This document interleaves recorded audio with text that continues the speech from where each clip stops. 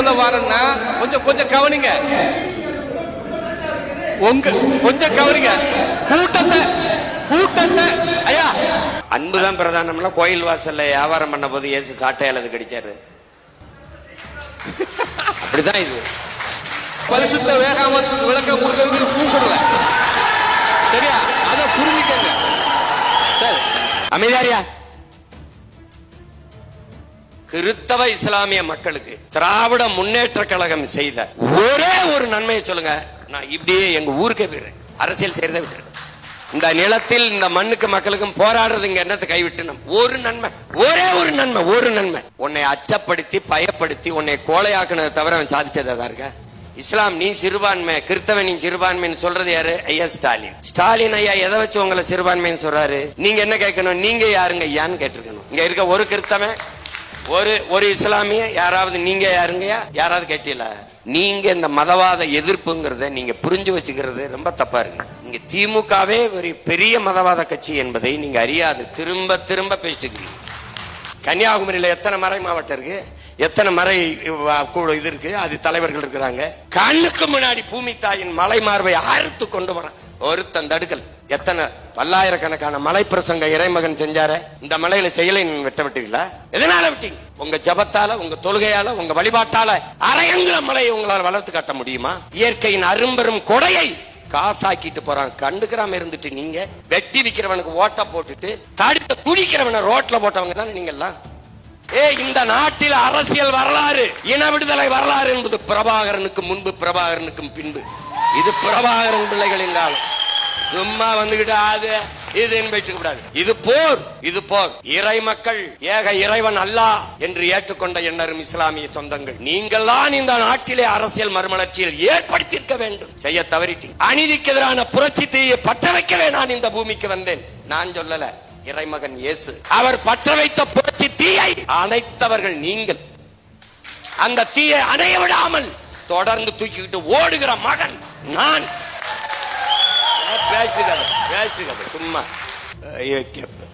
சும்மா வந்து பேசிட்டு இருக்க. வரலாறு திரும்புதுன்னா இதாண்டா வரலாறு திரும்புதுடா, இதாண்டா திரும்புது. இன்னைக்கு தான் இந்த நிலத்திலே இந்தியம் திராவிடம் வலிமையான ஒரு எதிரியை சந்திக்குது. கோட்பாட்டு அளவுல இன்னைக்கு உங்க எல்லாரும் முன்னாடி சொல்றேன், என்னையை மோதி தர்க்கத்துல வெள்ள இனி ஒருத்தன் பிறந்தோம். இந்தியம் திராவிடம். நீங்க ஒரு வீடியோல எங்க பேசிங்க தெரியல, ஒரு இடத்துல பேசிங்க. அது வாட்ஸ்அப்ல கிறிஸ்தவர் மத்தியில பரவி, அதாவது என்ன அப்படின்னா, பவுலடியார் கிறிஸ்துவுக்கு முன்பாக பல 100 ஆண்டுகளுக்கு முன்பதாக அவரு அப்படின்னு சொல்லி பேசுறீங்க. அப்ப என்ன கிறிஸ்தவர் மத்தியில அவங்க எல்லாம் சொல்றாங்கன்னா, கிறிஸ்துவுக்கு அப்புறம் தான் பவுலடியார் வராரு. அப்ப இந்த மாதிரி அதை திரும்ப போட்டு உங்களை கொஞ்சம் டிஸ்கரேஜா பேசுறாங்க. அதுக்காக தான் நான் சொல்றேன், தயவுசெய்து நல்லா இன்னும் கொஞ்சம் பைபிள் படிச்சுட்டு பேசுங்க. அது கிறிஸ்தவர் மத்தியில ஒரு இதா இருக்கும். அடுத்தபடியா என்னன்னா, இப்ப மதவாத கட்சியை எதிர்க்கணும் அப்படின்னு சொன்னா, இது போல சின்ன சின்ன கட்சிகள் அந்த பெரும்பான்மையான மதவாத கட்சியை எதிர்க்கணும்னா பெரும்பான்மையான கட்சி ஒன்று இருக்குது. அதை உடைக்கிறதுக்காக தான் அண்ணன் பண்றாங்க. அப்புறம் இப்ப புதுசா வந்தவங்க எல்லாம் உங்களுக்கு தெரியும், எதையும் பேர் ஊர் சொல்ல முடியாது, அவங்க எல்லாம் இப்ப வந்திருக்கிறாங்க. ஆக மொத்தம் பெரும்பான்மையா கிறிஸ்தவர்களுக்கு விரோதமா அப்படி இருக்கிறதுக்காக அதனாலதான் சின்ன சின்ன கட்சிகளை எழுப்பி விடுறாங்க அப்படின்னு சொல்லி இப்படி ஒரு இது வருது. இதை பற்றியதான ஒரு தெளிவான விளக்கத்தை அண்ணன் தரும்படி கேட்டுக்கொள்கிறேன். சரி, நான் சொல்லுவேன், நீங்க சொல்லுங்க. அந்த பவுலடியார் அந்த கருத்து அதை மட்டும் நான் சொல்லிடுறேன். அதாவது வரலாறு அப்படிங்கிறத பற்றி பேசுகிற போது நம்முடைய அரசியல் தலைவர்கள் எல்லாரையும் விட புள்ளி விவரமாக அர்த்தமாக பேசுகிறவர் அண்ணன் சீமான். நம்ம தலைவர்கள் எல்லாம் தற்குறிகள். அந்த தற்குறிகள் மத்தியில ஆனால் அவருக்கு இந்த வரலாறு தெரிய வேண்டும்ங்கிற தேவை இல்லை. இருந்தாலும் அவருக்கு தெரிந்த விடயங்களை அவர் சொல்லியிருக்கிறார். அதுல நாங்களே நிறைய நேரம் அண்ணங்கிட்ட சொல்லியிருக்கோம், அவர் விடுத்த ஒரு சில இடங்கள்ல விடுத்த தவறுகள். ஏன்னா அது அறியாம கூட வந்திருக்கலாம், அதை பத்தி தெரியாம கூட வந்திருக்கலாம். ஒரு சில நேரங்கள்ல நாங்கள் சொல்லி இருக்கிறோம். அதையெல்லாம் அவர் கருத்தில் எடுத்திருக்கிறார். இனிமேல் அது போன்ற காரியங்கள் நடக்காது. அந்த அடுத்த ப்ரொசீட் இல்ல, அவருக்கு இறைமகன் இயேசு மனிதம் பரப்பினாரா மதம் பரப்பினாரா? நான் கேட்கறதுக்கு எந்திரிச்சு சொல்லுங்க. அப்புறம் நீங்க கிறிஸ்தவத்தை தோற்றுவித்தது யார்? வரலாறு யாரு சொல்லுது? இயேசு தோற்றுவித்தார்னு எங்க வாங்க சொல்லுங்க. இயேசு தோற்றுவித்தாரா கிறிஸ்தவத்தை?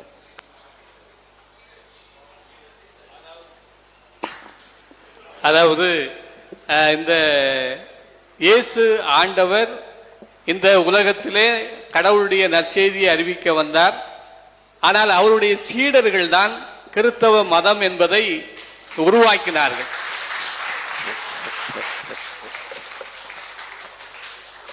அததான் நான் சொன்னேன்.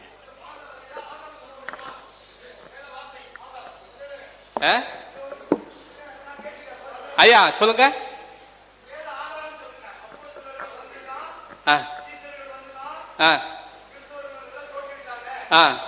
திருத்தூதர்கள் பணி 11வது பிரிவுல வாசி பாருங்க.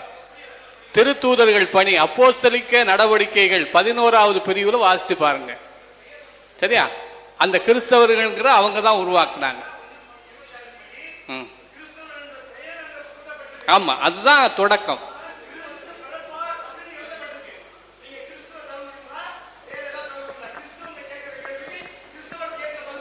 அதுக்கு தான் நான் பதில் சொன்னேன். ஐயா நான் வேற ஏதாவது சொல்லிடுவேன். அதாவது விவாதம் பண்ற இல்ல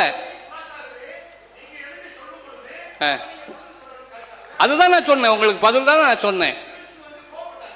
யாரு? இயேசுநாதர் சாட்டையால அடிச்சாரு. இயேசுநாதர் சாட்டையால அடிச்சாரு. நீங்க தான் சாட்டையால அடிச்சாரு. ஐயா நீங்க தான் கோபப்படுறீங்க. இங்க பாருங்க,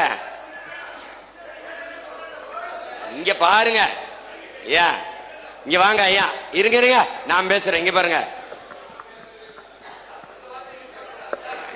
கோபப்பட்ட அன்புதான் பிரதானம்ல. கோயில் வாசல்ல வியாபாரம் பண்ண போது இயேசு சாட்டையால அது கடிச்சாரு. அப்படிதான் இது. ஐயா ஐயா ஒரே நிமிஷம்.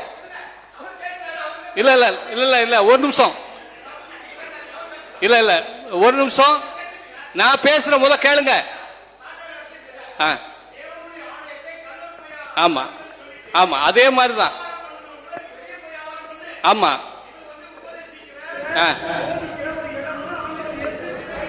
சரி. இல்ல இல்ல நான் என்ன சொல்ல வரேன்னா கொஞ்சம் கொஞ்சம் கவனிங்க. உங்க கொஞ்சம் கவனிங்க. கூட்டத்தை கூட்டத்தை ஐயா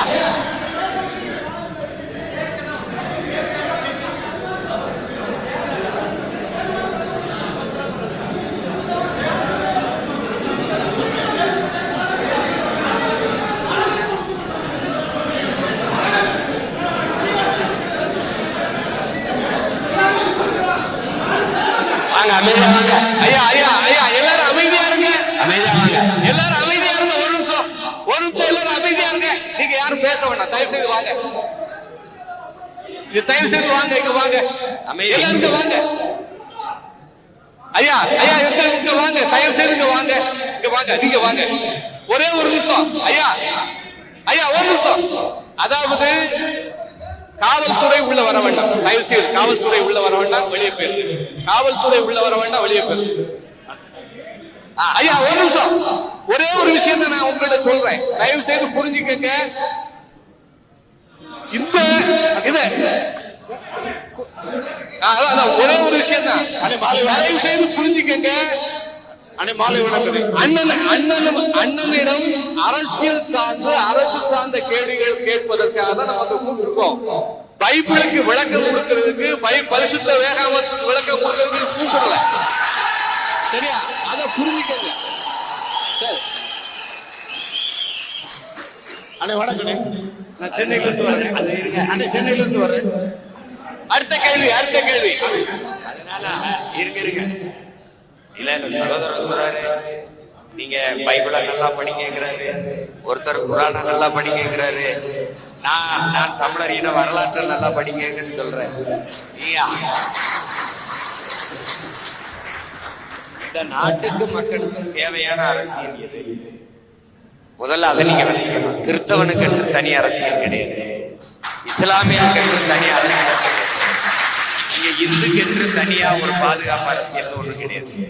ஒரே அரசியல் தான் எல்லாருக்கும் பாதுகாப்பு பேரவை. அது தமிழனுக்கான அரசியல். ஒரு இன அரசியல் தான் எல்லாருக்குமான பாதுகாப்பான அரசியலா இருக்கும். நீங்க கிறிஸ்தவத்துக்கு பாதுகாப்பு தேடும் போது, அவன் இஸ்லாத்துக்கு பாதுகாப்பு தேடும் போது, அவன் இந்துக்கு தேடும் போது, இந்த கூட்டத்தில் சாராத ஒருவன் அதிகாரத்தில் வந்துடுறான். இங்க இருக்கிற பிரச்சனை இதுதான்.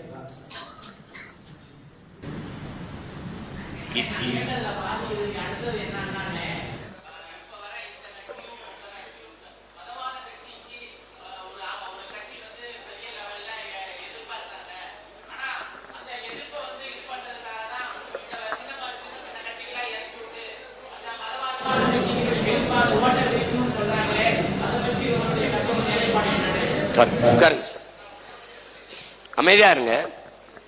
முன்வைக்கிற கேள்விகளை பெரும்பாலான மக்கள் கட்சிகளை சின்ன கட்சி பெரிய கட்சி என்று பேசுறது, அது குறித்து கருத்து வைக்கிறத நம்ம கவனிக்கிறோம். எந்த கட்சியும் தொடங்கும் போது பெரிய கட்சியாக தொடங்கப்பட்டது இல்லை. அது உங்களுக்கு தெரியுதுன்னு நினைக்கிறேன்.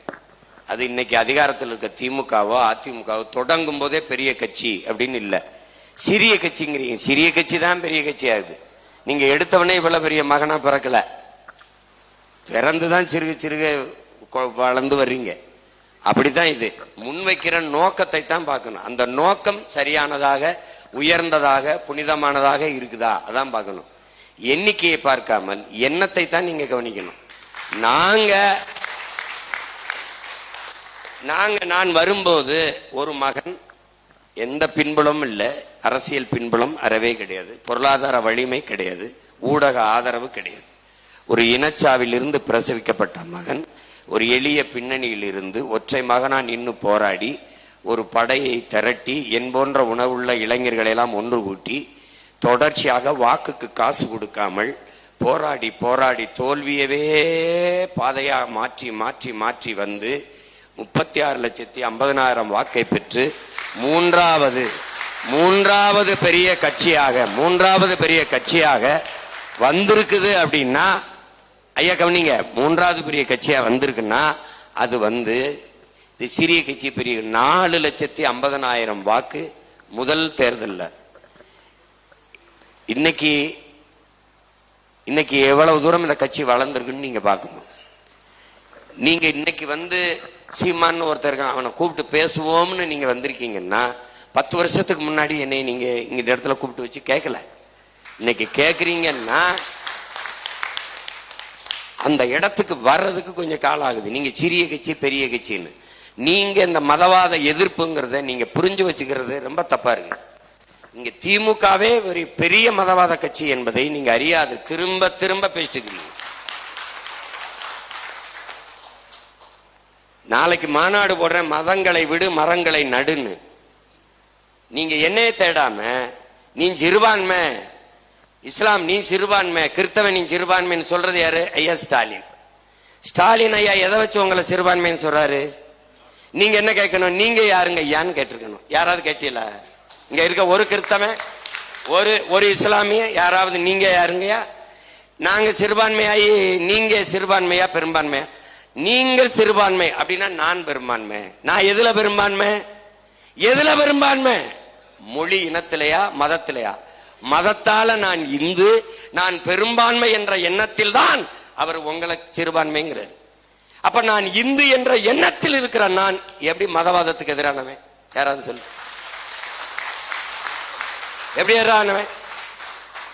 தேர்தல் வரும்போது எங்க கட்சியில் 90 விழுக்காடு இந்துக்கள் தான் என்று சொன்னது சீமானா ஸ்டாலினா? 90 விழுக்காடு இந்து, 100 விழுக்காடு இந்து பிஜேபி, 90 விழுக்காடு இந்து திமுக. இதுல என்ன வேறுபாடு? அந்த 10 விழுக்காடு தான் கிறிஸ்தவ இஸ்லாமிய. 10 விழுக்காடு வருகிற மைபா சேசாஸ் கிறிஸ்தவன், இந்த இமாயின் முஸ்லீம், இவர் இந்து. அப்படி வருகிற மனிதனை நீ மானுடனா பார்க்காம அவனை மதத்தாலே நீ பார்த்துக்கிட்டு இருந்திருக்கா, நீ எவ்வளவு பெரிய அயோக்கிய பைய, எவ்வளவு பெரிய திருட்டு பைய. நீ என்ன பேசுன? திராவிடம், முற்போக்கு, பகுத்தறிவு, சீர்திருத்தம், இதான் சீர்திருத்தமா? இதா நாங்கள் சாதி மத கோட்பாட்டுக்கு அப்பாற்பட்டவர்கள், மானுடம் போற்றுகிறவர்கள் அப்படின்னு நீ பேசியிருக்கணும். அப்படின்னு நீ பேசியிருக்கணும்.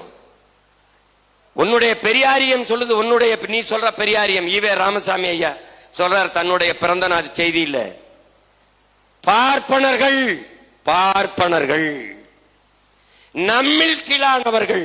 இந்த வார்த்தையை ரொம்ப நீங்க எல்லாரும் தெரிஞ்சுக்கணும் இறை மக்களே. நம்மில் கீழானவர்கள் அப்படின்னா நான் ராமசாமி, எனக்கு கீழான மக்கள் கிறிஸ்தவர், இஸ்லாமியர்கள். இந்த 4 கும்பலும் எப்படி கும்பல், 4 கும்பலும் நமக்கு எதிரி. யாரு? நமக்கு எதிரி. இப்ப என்ன கேள்வி வருது? பார்ப்பனர் விற்று நம்மில் கீழானவர் அது யாரு? ஒருத்தர் சொல்றாரு நான் யாருக்கும் அடிமை இல்ல, எனக்கும் யாரும் அடிமை இல்ல. இது அண்ணல் அம்பேத்கர். அவரை ஏற்கிறதா? நம்மில் கீழானவர்கள்.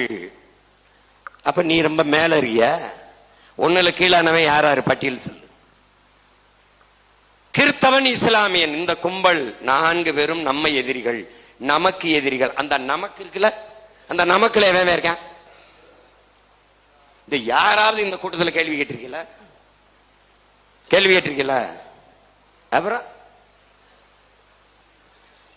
கிறிஸ்தவ மக்கள், கிறிஸ்தவ இஸ்லாமிய மக்களுக்கு திராவிட முன்னேற்ற கழகம் செய்த ஒரே ஒரு நன்மையை சொல்லுங்க. நான் இப்படியே எங்க ஊருக்கே போயிடுறேன், அரசியல் செய்யறதை விட்டுறேன். இந்த நிலத்தில் இந்த மண்ணுக்கு மக்களுக்கும் போராடுறது இங்க என்னத்தை கைவிட்டு நம்ம ஒரு நன்மை, ஒரே ஒரு நன்மை, ஒரு நன்மை. அமைதியாரியா? ஒரே ஒரு நன்மை சொல்லு.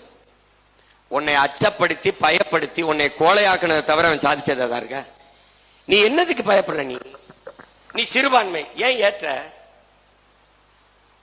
யார் சிறுபான்மை? உண்மையிலேயே ஸ்டாலின் தான் சிறுபான்மை. நீ பெரும்பான்மை தேசிய இனத்தின் மகன், மொழியால் இனத்தால் நீ கிறிஸ்தவத்தை ஏற்றிருக்கிறாய். கிறிஸ்தவன் நீ, தமிழனாகல. தமிழன் நீ, கிறிஸ்தவத்தை ஏற்றிருக்கிற. இஸ்லாமிய நீ, தமிழனாகல. தமிழன் நீ, மார்க்கத்தை ஏற்றிருக்கிற. இது இருக்கும் போகும். இந்த மார்க்கங்களும் இந்த மதங்களும் இந்த சமயங்களும் வருவதற்கு முன்பு நீ யார்? அதானடா கேள்வி. அதான கேள்வி. சொல்லு யாரு? போப்பு, ஜோசப் பெஸ்கி, அருளானந்தர், இவங்க எல்லாம் வர்றதுக்கு முன்னாடி அப்போஸ்தலர்கள் வந்து இந்த மண்ணுல சொல்லுங்க அவங்க எல்லாம் வந்து உங்களுக்கு இந்த மதத்தை பரப்புறது. டேய் வாடா பரப்பையில பல்ல பையில சக்கிலியனை பார்த்தா தன் தொட்டா தீட்டு, சாணான தொட்டா தீட்டுன்னு வச்சிருந்தான். இந்த தெருவுக்குள்ள போகாத, இந்த கோயிலுக்குள்ள போகாத, இந்த குளத்துல குளிக்காத, முட்டிக்கு மேல வேட்டியை கட்டி எச்சியை துப்பாத, மாறாப்பு சிலையை திறந்து விடு, இழிவொன்னா சக மனிதனை தாழ்த்தி வீழ்த்தி. ஆனா இந்த நாய் யார்? இந்த நாய் வெள்ளக்காரன் அடிமைப்பட்ட நாய். இந்த நாய்க்கு ஒரு அடிமை தேவைப்பட்டான். அடிமை நாய்க்கு ஒரு அடிமை. இது மாதிரி ஒரு கொடுமை உலகத்துல உண்டாப்படுறா. இவனே வெள்ளக்காரனுக்கு அடிமை நாய், இந்த நாய்க்கு ஒரு அடிமை தேவைப்பட்டது. சக மனிதனை தாழ்த்தி வீழ்த்தி சுகம் கண்டு கொண்டிருந்தான். தொட்டா தீட்டுனான், பார்த்தா தீட்டுனான். வந்தாண்டா ஒருத்தன் பாதி வெள்ளையா இருக்கிற யூகேப்ப எல்லாம் நம்மளை தீட்டா தொட்டா பார்த்து தீட்டுன்றான், போகாதன்றான். முழு வெள்ளையா இருக்கிறேன் வந்து தொட்டான்டா. ஆண்டவருக்கு தோத்திரம்னா ஆமா தோத்திரம்னு போயிட்டான்டா. இதாண்டா மதம். அதான்டா நடந்தது. நீ படிக்காதேன்னா நீ படிக்காத, படிக்க கூடாது. படிச்சா காதல ஈர்த்த காட்சி ஊத்துறான். நீ அடுத்த ஜென்மத்தில் வாயாலே தின்று வாயாலே மலம் கழிக்கும் மைத்ராச ஜோதிகன் என்ற பேயாக பிறப்பாயினா. அவன் வந்தா வாடா படினா. இந்த நாட்டில் அவன் கட்டிருக்கிற இன்ஸ்டிடியூஷன், மெடிக்கல் காலேஜ், மெடிக்கல் கல்லூரி எல்லாம் கிறிஸ்துவ மிஷினரி கட்டினதுரா. வைத்தியக்கார பயில நான் படித்த கல்லூரி எது? பூரா இஸ்லாமிய பெருமக்கள் கட்டி கொடுத்தது. ஜாகிர் ஹுசேன் கல்லூரி, டாக்டர் ஜாகிர் ஹுசேன் கல்லூரி, இப்ராஹிம் அலி காட்சி கே இப்ராஹிம் அலி உயர்நிலை பள்ளி, அதுல படிச்சவன் தான் இவ்வளவு பேசிட்டு. இதுல நீ வந்து புடுங்கி பெரியார் படிக்க வச்சார், இவரு படிக்க வச்சார். எங்க அப்பன் படிக்க வந்தா ஆடு மாட்டை வித்து பண மரத்தை வித்துட்டு பைத்தியக்காரப்பட எங்க அப்பன் படிக்க வச்சாண்டா. பெரியாய் போயிருக்கு. படிக்காத என் தாத்தன் காமராஜ் படிக்க வச்சாண்டா. இன்னைக்கு நான் படிக்கல, என் பிள்ளைய படிக்கணும்னு நினைச்சாண்டா என் தாத்தன்.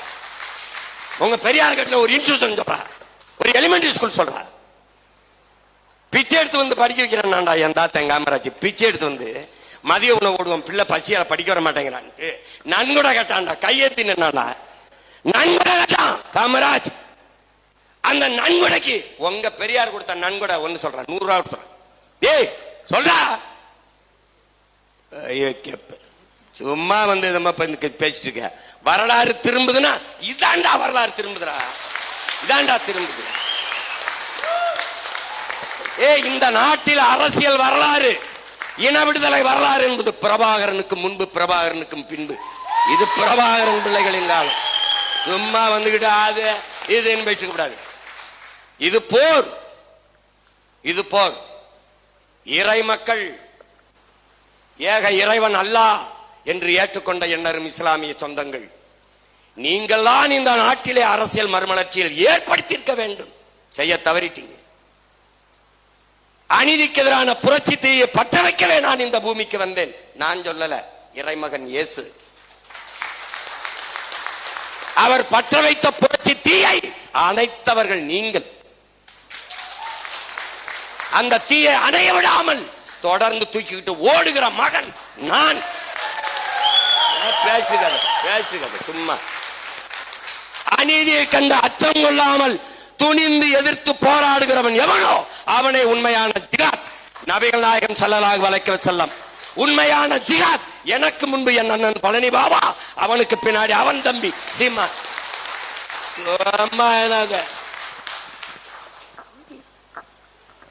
கன்னியாகுமரியில எத்தனை மறை மாவட்டம் இருக்கு, எத்தனை மறை இது இருக்கு, அது தலைவர்கள் இருக்கிறாங்க.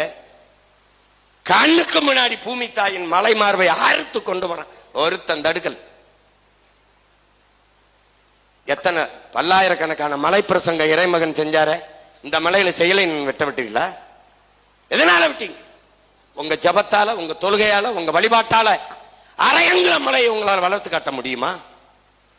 இயற்கையின் அரும்பெரும் கொடையை காசாக்கிட்டு போறான். கண்டுக்கிறாம இருந்துட்டு நீங்க வெட்டி விக்கிறவனுக்கு ஓட்ட போட்டுட்டு தடுத்த குடிக்கிறவனை ரோட்ல போட்டவங்க தானே நீங்க எல்லாம். போராடுற எனக்கு என்ன பண்ணி, நீ என்ன கேள்வி நீ இது போடு. நான் இது வரைக்கும் தோத்துட்டேன், என்ன மறுபடியும் தோத்துட்டேன். மரண நொடி வரை நான் தோற்றே போனாலும் எனக்கு இழப்பென்ன? ஒண்ணும் இல்லை. ஆனால் நிறைவென்ன? நான் பிறந்த இனத்திற்கு என் பிறவி கடமையை செய்தேன். என் தலைவன் என் இனத்திற்கு நாடு கட்ட போராடினான், நாடை அடைந்தான், அங்கீகரிக்க வைக்க முடியல, தோற்றுத்தான் போனோம். அதனால என்ன? அதனால என்ன? எனக்கு என் தலைவன் கற்பித்தது, நமக்கென்று வரலாறு இல்லை, ஆனால் ஒரு இனம் தன் விடுதலைக்காக போராடி செத்தது என்கிற வரலாறு அது வரட்டும். அந்த வரலாற்று நாயகனின் பிள்ளை நான். தோற்றா என்ன போயிடுச்சு?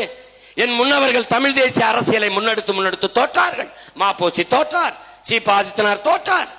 நான் என்ன? தமிழ் தேசம், தமிழ் நேசன் என்று என் பாட்டன் வஉசி பத்திரிகை நடத்தினார். எல்லாரும் தான் போறான். என் முன்னவன் கியாப்பை விஸ்வநாதம், அண்ணல் தங்கோ, மறைமலை அடிகள் எல்லாரும் தான் தோற்று போனான்.